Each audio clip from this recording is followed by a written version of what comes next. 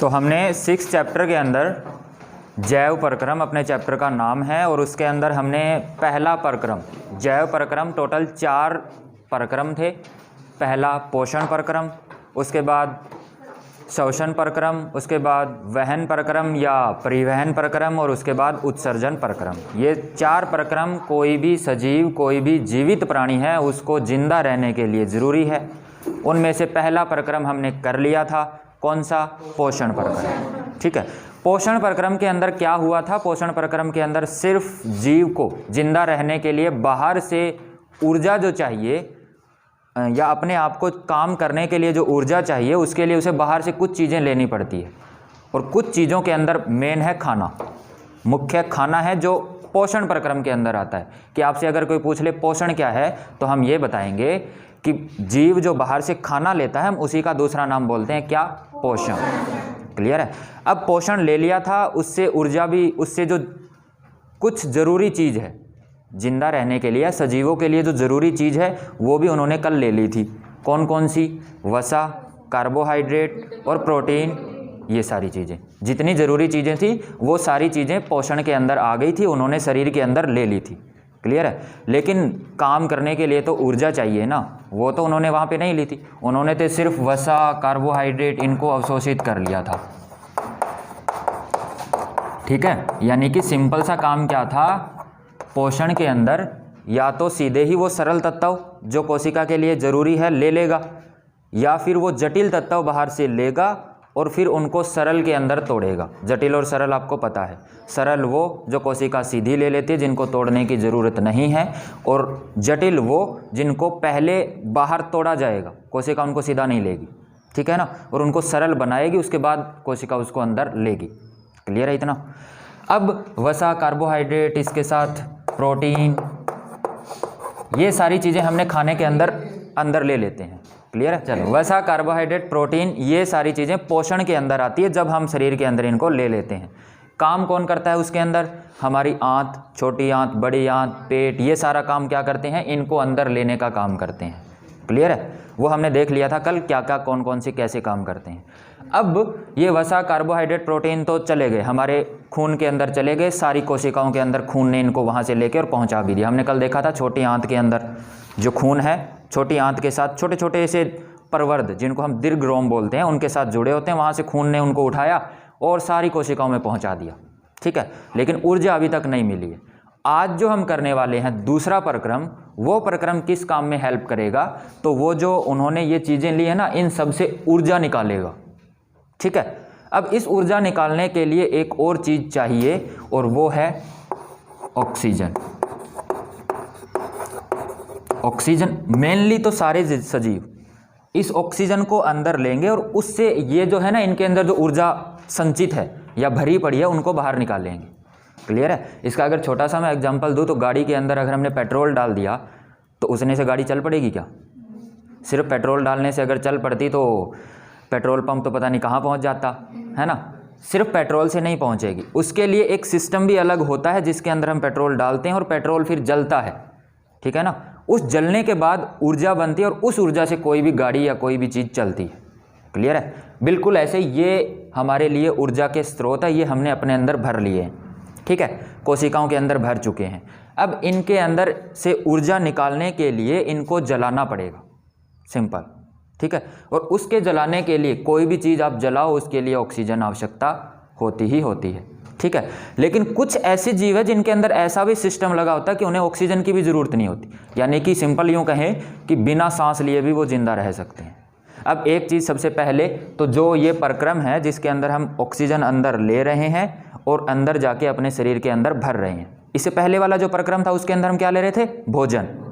ठीक है, भोजन ले रहे थे और ये वसा, कार्बोहाइड्रेट, प्रोटीन अपने अंदर भर रहे थे।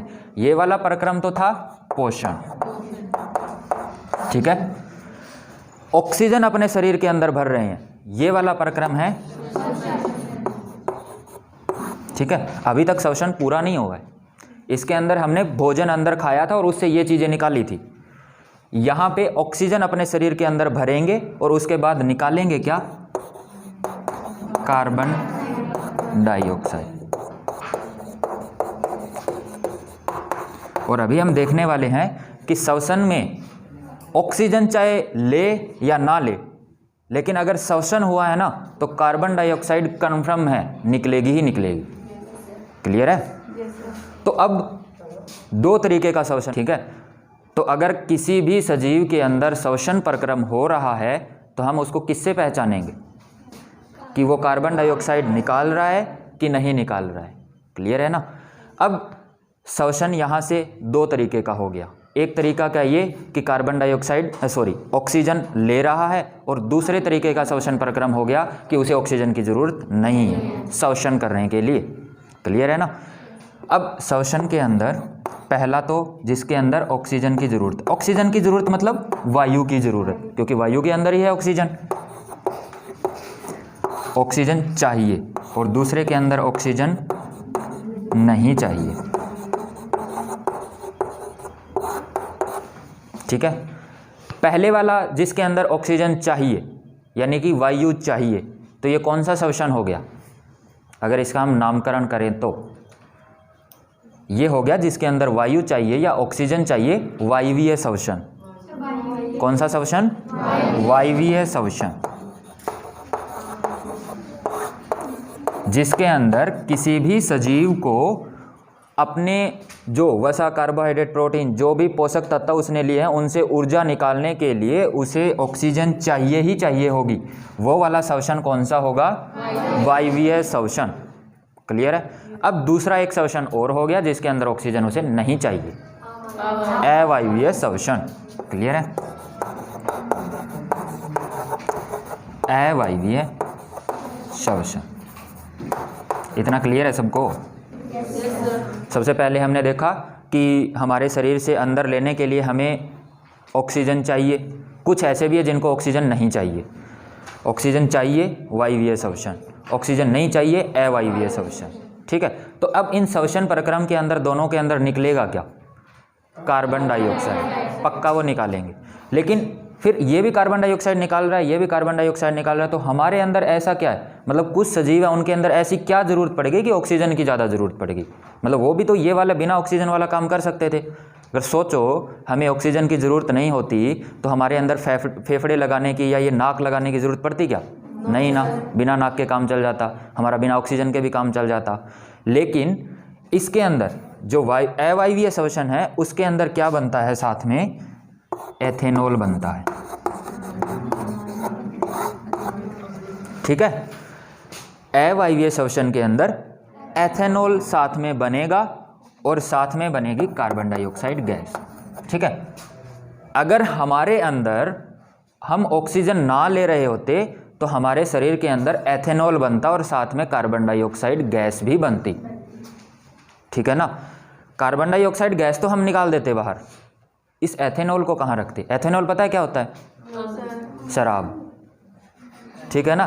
तो हमारे शरीर के अंदर शराब बनती एक किस्म की। क्लियर है ना?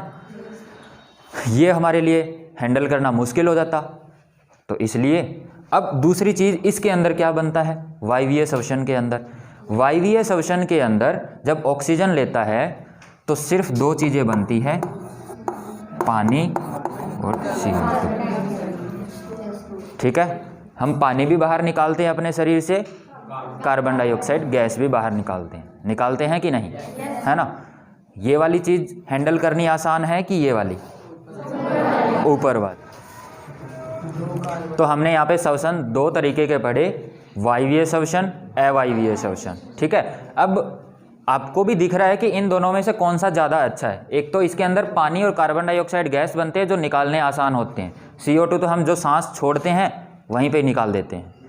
पानी है वो हम कैसे, हमारे पसीने के थ्रू या जो हम मूत्र विसर्जन करते हैं उसके अंदर अपना पानी निकाल देते हैं। क्लियर है? ये अपशिष्ट पदार्थ निकालना आसान।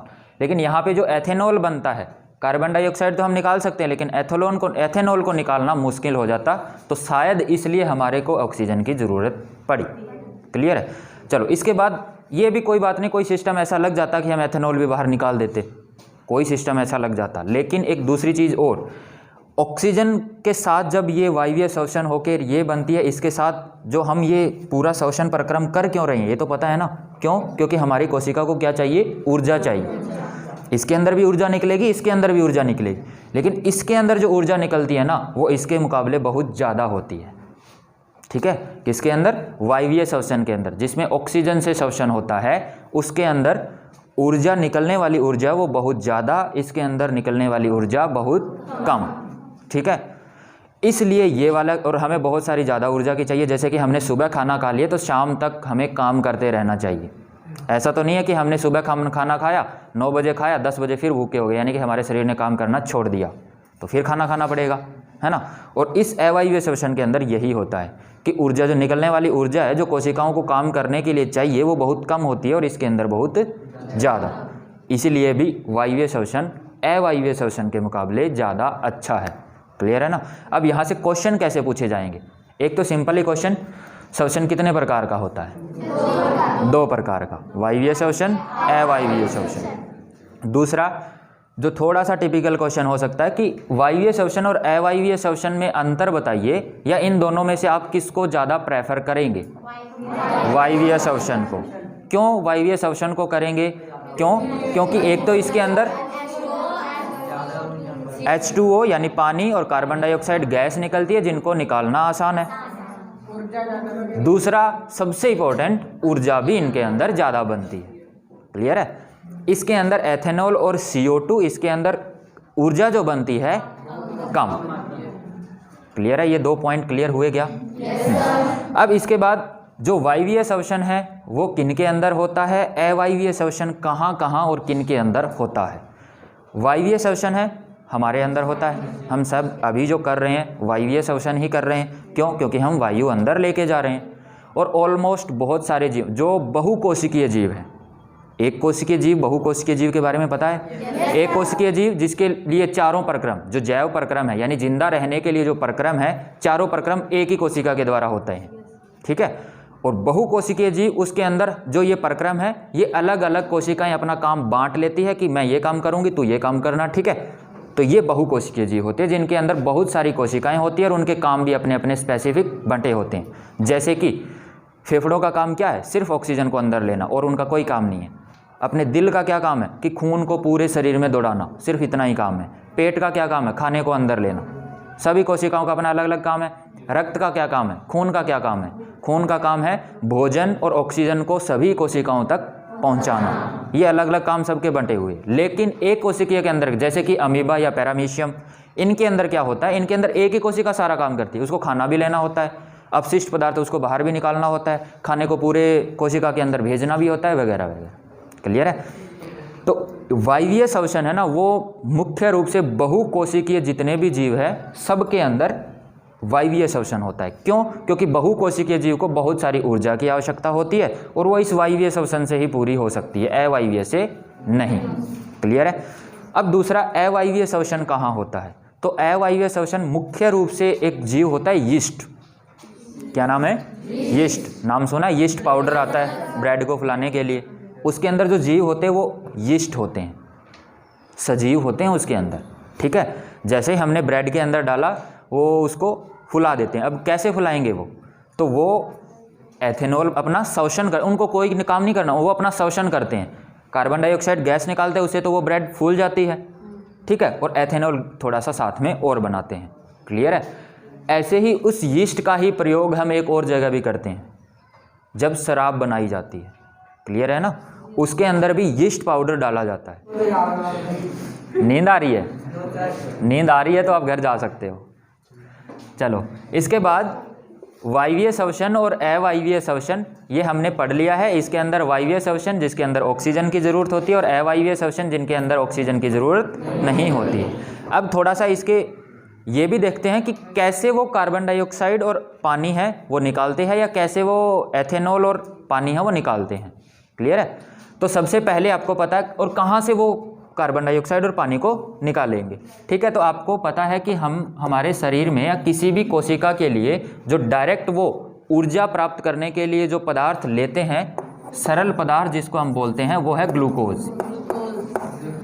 चाहे वो कोई भी कोशिका हो, उसको डायरेक्ट जो सरल पदार्थ चाहिए जिसको वो लेती है ऊर्जा प्राप्त करने के लिए, वो क्या है? ग्लूकोज। इसका सूत्र होता है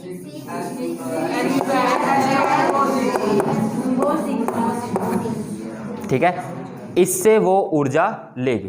क्लियर है? तो चाहे अवायवीय श्वसन हो रहा हो चाहे वायवीय श्वसन हो रहा, दोनों के अंदर सबसे पहले जैसे ही ये ग्लूकोज अपनी अब कोशिका की संरचना क्या होती है वो भी देख लो। कोशिका की संरचना कुछ ऐसी होती है, ये बाहर एक लेयर बनी होती है जिसे हम कहते हैं कोशिका झिल्ली। कोशिका झिल्ली, इतना क्लियर है? अब इसके अंदर यहाँ पे एक डार्क धब्बा या संरचना होती है जिसे हम कहते हैं केंद्रक। इस केंद्रक और इस कोशिका झिल्ली के बीच में एक तरल पदार्थ भरा होता है जिसका नाम है कोशिका द्रव्य। ये 9th क्लास में आता है, तीनों चीजें, केंद्रक, कोशिका द्रव्य और कोशिका झिल्ली। क्लियर है? हर कोशिका के अंदर कोई भी सजीव है जिसके अंदर सजीव है किससे मिलकर बना होता है? कोशिका से, और उसकी कोशिका की यही संरचना होगी। कोशिका झिल्ली सबसे बाहर, अंदर केंद्रक और बीच में कोशिका द्रव्य। क्लियर है? ये कोशिका झिल्ली का क्या काम होता है? इसी का काम होता है कि ये किसको अंदर आने देगी और किसको अंदर आने नहीं देगी। क्लियर है ना? यही ये डिसाइड करती है। इसीलिए ये डिसाइड करती है कि जो सरल पदार्थ होंगे वही इसके अंदर जाएंगे, बाकी कोई नहीं। इसलिए ये इस ग्लूकोज को तो अंदर जाने देती है, और मंड या शर्करा या वसा जिससे अभी तक वसा अम्ल नहीं बना है, या प्रोटीन जिससे अभी तक अमीनो अम्ल नहीं बना है, वो इसको अंदर नहीं जाने। क्लियर है? पहले उनको सरल पदार्थ वो बनवाएगी, चाहे किसी से भी बनवाए, उसके बाद ही कोशिका उसको अंदर आने देगी। क्लियर है? तो ये ग्लूकोज सरल पदार्थ है, इसके अंदर चला जाएगा, और जैसे ही इसके अंदर गया ना, इसके अंदर जैसे ही एंटर किया, किसके अंदर जाएगा वो? कोशिका द्रव्य में। जैसे ही ग्लूकोज कोशिका द्रव्य के अंदर एंटर किया गया, इसका ग्लूकोज का बन जाएगा, जो इसके अंदर 6 कार्बन है ना, 6 कार्बन का जो ये यौगिक है, ये 3-3 कार्बन के यौगिक में टूट जाएगा। ठीक है ना? उसका सूत्र हमें अभी नहीं पढ़ना क्योंकि सूत्र बहुत लेंथी है, वो समझना ही नहीं है हमें। हमें क्या करना है बस इतना कि जो 6 कार्बन वाले परमाणु हैं वो किस में टूट गए? 3 कार्बन वाले परमाणु के यौगिक में टूट गए, और उसका जो नाम होता है वो होता है पाइरूवेट, कि 3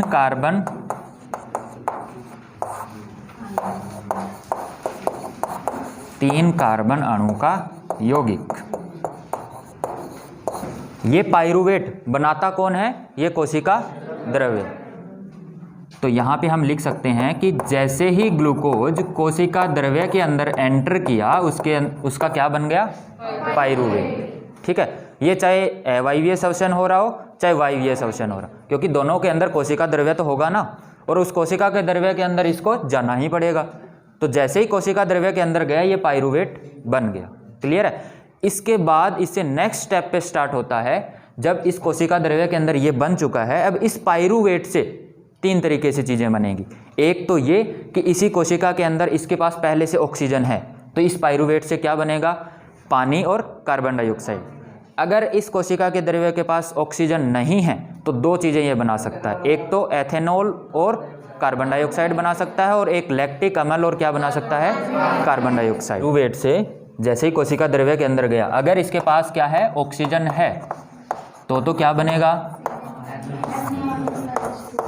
H2 और कार्बन डाइऑक्साइड, और साथ में जो चीज़ निकलेगी जिसे हमें ज़रूरत है, जिसके लिए हम इतनी चीज़ें पढ़ रहे हैं, ऊर्जा। अगर इसको ऑक्सीजन नहीं मिली, ठीक है ना, ऑक्सीजन अनुपस्थित है यानी कि नहीं है, तो क्या बनेगा? लैक्टिक अम्ल।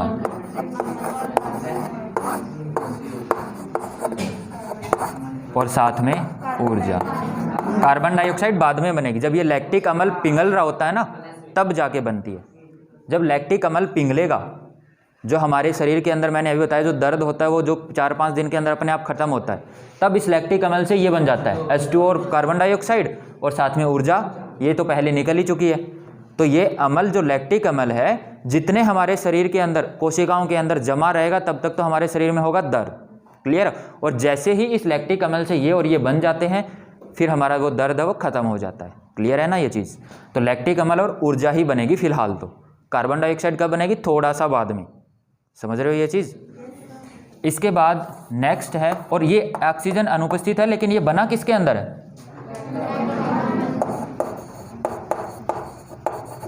कोशिका के अंदर,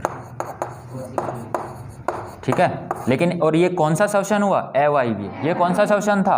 वायवीय। अब एक और भी कंडीशन होती है, जब ऑक्सीजन अनुपस्थित हो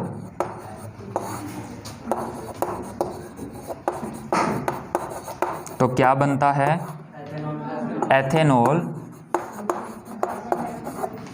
और साथ में कार्बन डाइऑक्साइड। इसमें और इसमें फ़र्क समझ में आ रहा होगा आपको। यहाँ पे लैक्टिक अम्ल बन रहा है, यहाँ पे एथेनॉल बन रही है, यहाँ पे ऊर्जा बन रहा है, यहाँ पे कार्बन डाइऑक्साइड डायरेक्ट बन रही है। यहाँ पे एथेनॉल से आगे कुछ नहीं बनेगा, लेकिन यहाँ पे लैक्टिक अम्ल से आगे ये और ये बनेगा, ठीक है ना। किसमें? हाँ, ऊर्जा बनती है, ऊर्जा तो बनेगी ही बनेगी। ये तो हम कहीं पढ़े होंगे कि श्वसन प्रक्रम है वो ऊष्माक्षेपी अभिक्रिया है कि ऊष्माशोषी? ऊष्माक्षेपी। वो इसी कारण से, क्योंकि श्वसन अभिक्रिया के अंदर हमेशा ऊर्जा निकलेगी। श्वसन हम पढ़ ही क्यों रहे हैं? श्वसन इसीलिए पढ़ रहे हैं कि कोशिका को ऊर्जा चाहिए और उसके लिए वो ये प्रक्रम पूरा करती है। क्लियर है ना? समझ आ रही है इतनी सबको? ठीक है, तो ये हो गया अपना वायवीय श्वसन और अवायवीय श्वसन। क्लियर है? ग्लूकोज से क्या बनेगा? पाइरूवेट। ये तो सबके अंदर बनेगा, चाहे वो वायवीय श्वसन कर रहा हो चाहे अवायवीय श्वसन कर रहा हो। अगर ऑक्सीजन के साथ अब इस पाइरूवेट होता क्या है? 3 कार्बन यौगिक वाला, सॉरी 3 कार्बन अणु वाला यौगिक, ठीक है। उससे फिर या तो ये बनेगा या फिर ये बनेगा या फिर ये बनेगा। क्लियर है? तो ये थोड़ा सा पिक्चर अपने दिमाग में आप रखना, जिससे आपको वायवीय और अवायवीय श्वसन क्लियर रहेगा। उनके क्वेश्चन लिखवाऊँ क्या? चलो वही लिख लेते हैं। पहला क्वेश्चन,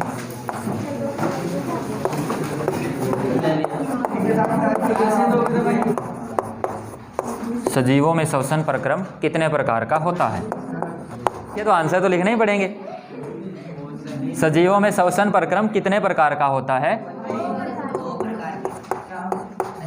वायवीय श्वसन, अवायवीय श्वसन।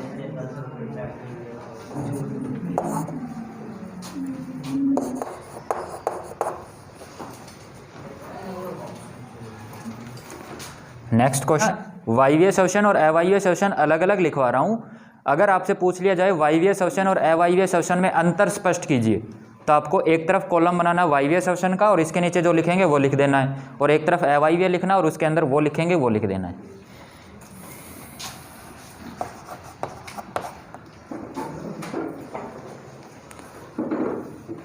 अगर आपको इसको अभिक्रिया की फॉर्म में लिखना हो तो वो भी आप लिख सकते हो।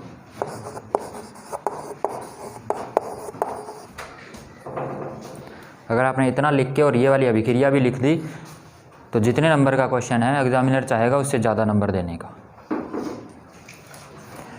इसके बाद ये नीचे वाला लिख लिया क्या? इसकी का नेक्स्ट क्वेश्चन है, अवायवीय श्वसन क्या होता है, यह सजीवों में कैसे होता है? यही क्वेश्चन आपको दोबारा लिखना है, मैं यहीं पे लिख रहा हूँ। अवायवीय श्वसन क्या होता है, यह सजीवों में कैसे होता है?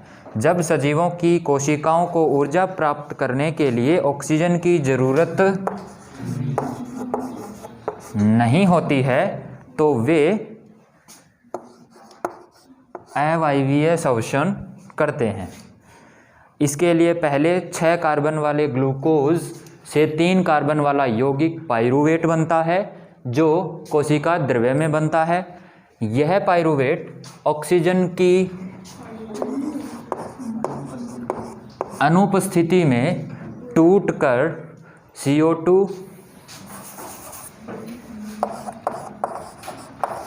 एथेनॉल तथा ऊर्जा देता है। ये नेक्स्ट क्वेश्चन है और आप उसी में काटापीटी मत कर लेना। एथेनॉल,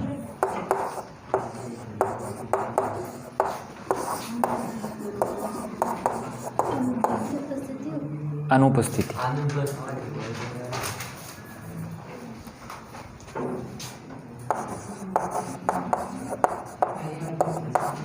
और श्वसन प्रक्रम में वायवीय श्वसन अवायवीय श्वसन कैसे होता है, क्या डिफरेंस है, यहाँ से बहुत चांसेस होते हैं क्वेश्चन पूछने।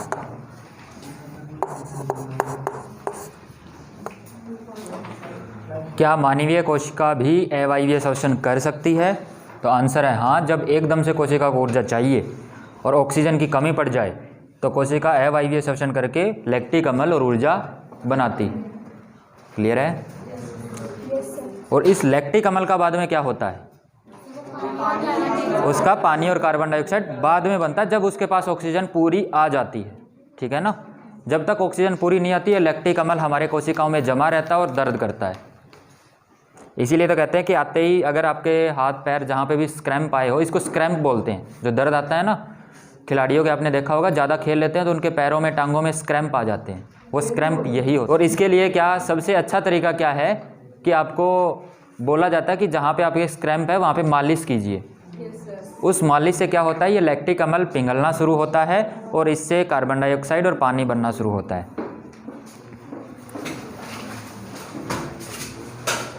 ये है अवायवीय श्वसन। अवायवीय श्वसन में तो आप नीचे एक लाइन लिखना कि अवायवीय श्वसन में ऊर्जा कम बनती है और वायवीय श्वसन है उसमें ऊर्जा ज़्यादा बनती है। ये थोड़ा सा नोट कर लो। निकलती है अवायवीय श्वसन में भी ऊर्जा निकलती है और जो ये नीचे वाला इसमें भी ऊर्जा ही निकल रही है। ठीक है, हमने ऊर्जा निकाल तो दी, अब उसको स्टोर कहाँ करेंगे? मंड से तो ऊर्जा निकाली है, मतलब जहाँ निकाली है उसी में डाल दो वापस, हैं? इस ऊर्जा के लिए जैसे मैं अगर आपको एग्जांपल दूं कि हमारे यहाँ पे जो बिजली आती है वो पावर प्लांट से हमने बनाई। ठीक है, अब बना तो ली, वापस कोयले में डाल दें क्या उसको? वो बनाने के बाद हमें कहीं ना कहीं स्टोर भी तो उसको करना पड़ेगा ना। ठीक है, तो वैसे ही ये जो ऊर्जा हमारे शरीर के अंदर बनी है, ये कहाँ स्टोर होगी, किस फॉर्म में स्टोर होगी? तो उस माइटोकॉन्ड्रिया तो बनाता है, लेकिन माइटोकॉन्ड्रिया इसको ऊर्जा को बना के और स्टोर करता है एटीपी की फॉर्म में। ठीक है ना? सुनो, हमारे शरीर के अंदर जितनी भी ऊर्जा है, जितना भी हम काम कर रहे हैं, जैसे कि मान लो, और ये एटीपी में स्टोर करने की क्यों ज़रूरत पड़ी? क्योंकि मान लो हमने आज खाना खा लिया और कल हमारा व्रत है, या हमें मिला नहीं खाना, हमारी किस्मत खराब थी। ठीक है ना? तो जो आज हमने खाना खाया है उससे हमारा शरीर एटीपी बना के और शरीर के अंदर स्टोर कर देता है। ठीक है, ये इकाई है ऊर्जा की। हम जैसे ही जाएंगे वहाँ से क्या निकालेंगे? जैसे कि मान लो हमें सामान लेके आना है, तो ये तो नहीं है कि जिस दिन हमें सामान की ज़रूरत पड़ी उसी दिन हम पैसे कमाने जाएंगे और पैसे कमा के और फिर सामान लेके आएंगे, ऐसा तो नहीं है। हम अपना पैसा कमा के एक जगह रख लेते हैं और जैसे ही चीज़ की ज़रूरत पड़ी वहाँ से पैसे निकालते हैं और अपना सामान ले लेते हैं। ऐसा ही है, ऐसा ही शरीर के अंदर ऊर्जा बन के और एटीपी की फॉर्म में स्टोर होती रहती है। जैसे जैसे हमें ज़रूरत होती है काम करने की, हम वहाँ से इस एटीपी को निकालते रहते हैं और यूज करते रहते हैं। अब एटीपी क्या है? तो एटीपी एक पदार्थ है, ठीक है, जिसका पूरा नाम है एडोनिसिन ट्राईफॉस्फेट। क्या नाम है? Adenosine triphosphate. ठीक है, तो हमारी कोशिका के अंदर ऊर्जा किस फॉर्म में संचित रहती है? एटीपी की फॉर्म में। या यूं कहें कि हमारी कोशिका ऊर्जा किस रूप में उपयोग करती है? तो एटीपी की रूप में। क्लियर है ना? ये पहले से उसके पास बनी होती है, ये नहीं है कि जब उसको ज़रूरत होगी वो तभी बनाएगी और करेगी, नहीं, ये बना के और रखे होती है और जब भी इसको ज़रूरत होती है इस एटीपी को निकाल के ये यूज कर लेती है। क्लियर है ना? तो ये कोशिका की ऊर्जा की इकाई है एटीपी। क्लियर है? तो इसको एक छोटा सा क्वेश्चन लिख ही लो। क्या है? तो कोशिका ऊर्जा की इकाई एटीपी के रूप में, या कोशिका ऊर्जा एटीपी की रूप में संचित करती है। एटीपी की फुल फॉर्म भी आपसे पूछी जा सकती है, एडोनिसिन ट्राईफॉस्फेट, जो माइटोकॉन्ड्रिया में बनती है। माइटोकॉन्ड्रिया कोशिका का एक अंग है, कोशिका के अंदर ही होता है वो। ठीक है, तो अगर यहीं से मैं पूछूं कि कोशिका का बिजली घर कौन है,